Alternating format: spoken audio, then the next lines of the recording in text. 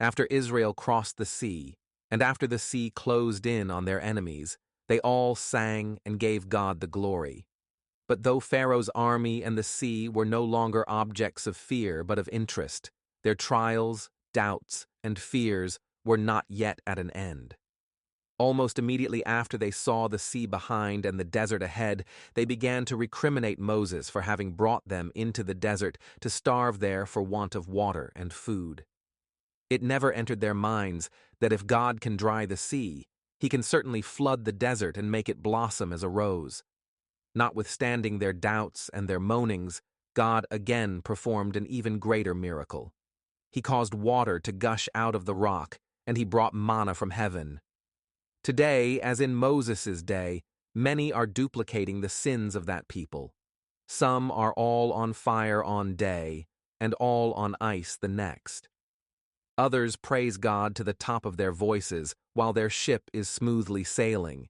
But when the sea becomes rough and the waves start beating against them, then they see only a man at the wheel, and rather than expecting God to calm the sea, they begin to hunt for a jumping-off place.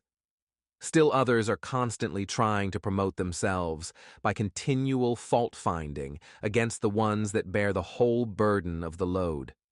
So it is that there must be among us today anti-typical doubters, complainers, office seekers, and fault-finders, admitting one great truth one day and forgetting it the next day, yet expecting to be sealed with the seal of God and to stand with the Lamb on Mount Zion. The Lord fed his ancient people with angels' food, the kind their work and climate required. He delivered it fresh daily, and it did not cost them 1 cent. All they had to do was to bring it into their tents and to eat it. But they disliked the manna and wished they were back in Egypt eating from its flesh pots, the leeks and the onions and the garlic. In their eyes, Moses was the greatest of sinners, and they blamed him for every trial of their faith. Had God given them something other than manna, they would have been just as dissatisfied with it because an evil spirit was in them.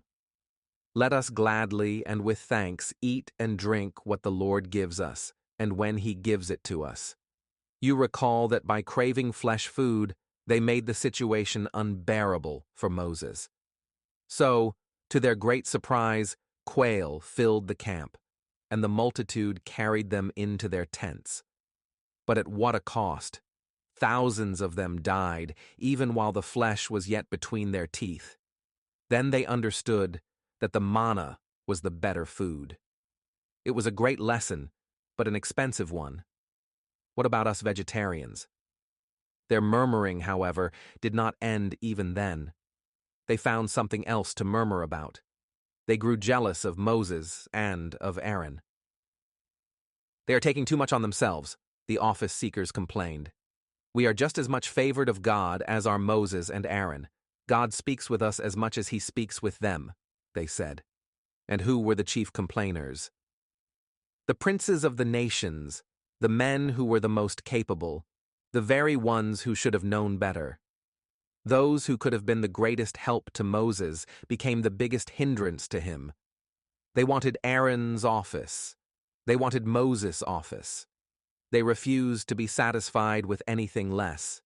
The Lord himself got nowhere with them. The only thing he could do was to cause the earth to swallow them. Thus, in one day, thousands, practically all the so-called wise, fell into the bowels of the earth. Are we, too, seeking office by which to exalt self, and are we, too, endeavoring to usurp the seat of the Spirit of truth? Finally, the emancipated children of Israel came to the borders of the promised land. And though they had witnessed great miracles right along, yet they did not believe that God could procure the land for them. They had seen that he was able to deliver them from Pharaoh's brickyards, to take them dry-shod through the sea, to destroy their enemies, to give them food and water in the desert where there was none to be had. Yet they did not believe that he was able to take the land for them, and that he could finish what he had started. There are thousands today who are doing virtually the same when they say Isaiah chapter 2, Micah chapter 4, Jeremiah chapter 31, and Ezekiel, chapters 36 and 37, will never be fulfilled. It was those who were of age, those who should have known better, that started the ball rolling downhill to destruction. The youth, of course, must have echoed the murmurings of their elders, but the Lord did not hold it against them. And in order to salvage the youth, God had to bury all their murmuring parents except the two faithful, trusting men who protested against the evil report of the other 10 spies. Mark you, every adult that left Egypt, except Caleb and Joshua, had to be buried before the youth could cross the Jordan. Why? Because though God did take them with ease out of Egypt, he could not get Egypt out of them. Are you still wondering why the prophet Elijah must turn the heart of the fathers to the children, and the heart of the children to their fathers? Malachi chapter 4, verse 6. Christians often think that the Israelites were very wicked and unruly people, but after having their experiences to profit by, think how much worse we would be if we do as they did. If we do no better than they, how can we expect to be eligible for the seal and for the kingdom since they were not eligible? In the very prime of life, Moses thought himself capable of delivering the children of Israel.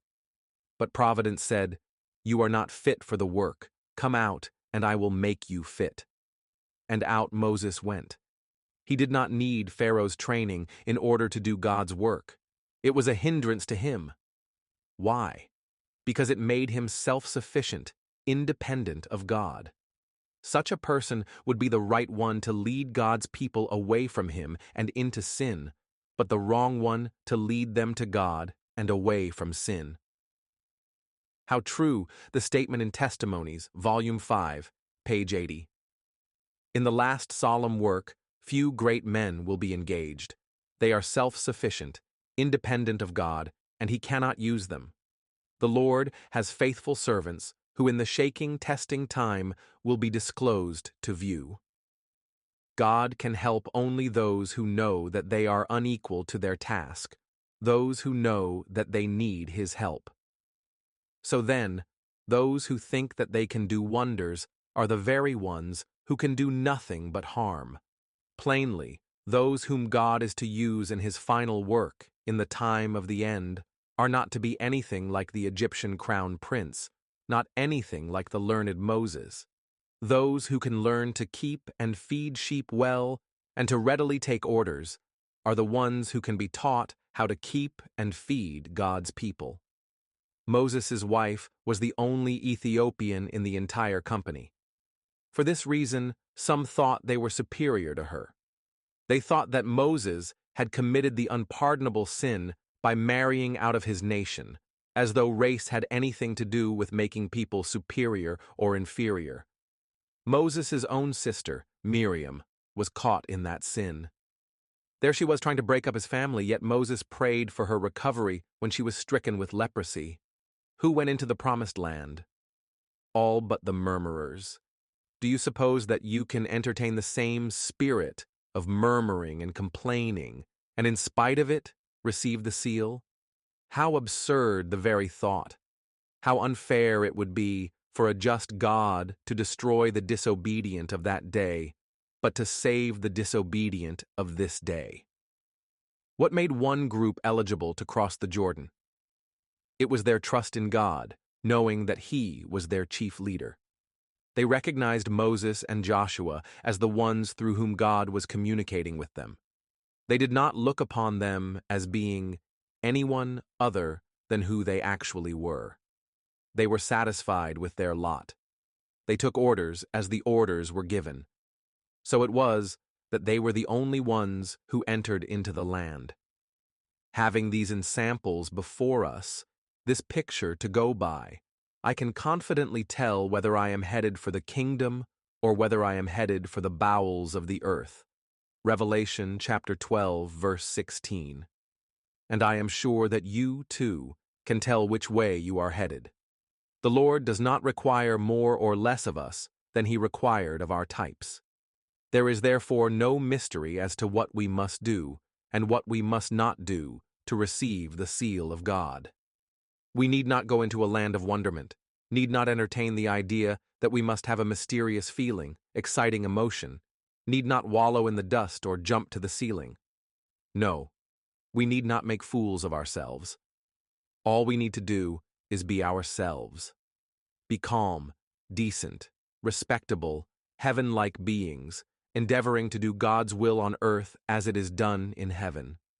We need not make a display of ourselves, but we need to mind our God-given business and to keep our noses out of other people's business. Only when we have done all we can to comply with the requirements of the message for today, not of yesterday, shall we be sealed and stand with the Lamb on Mount Zion. Only when we have done all we can to comply with the requirements of the message for today, not of yesterday, shall we be sealed and stand with the Lamb on Mount Zion.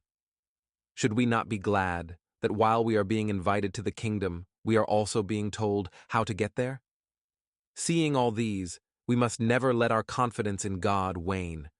We ought to be stable, firm in everything, lacking nothing. God's 11th-hour servants, says inspiration, are to be a great people and a strong. There hath not been ever the like, neither shall be any more after it. Joel 2 verse 2. They know what they believe, and believe what they know. Most important of all, they know that they are led by God, not by man. They are not like the Pharisees who were building monuments in memory of the dead prophets, Matthew chapter 23 verses 29 to 31, and at the same time were slaying the living ones. With this light shining on our pathway, Hebrews chapters 3, 4, 10, and 11 become self-interpreting. Follow our studies at Solemn Thought Ministries on YouTube to learn more.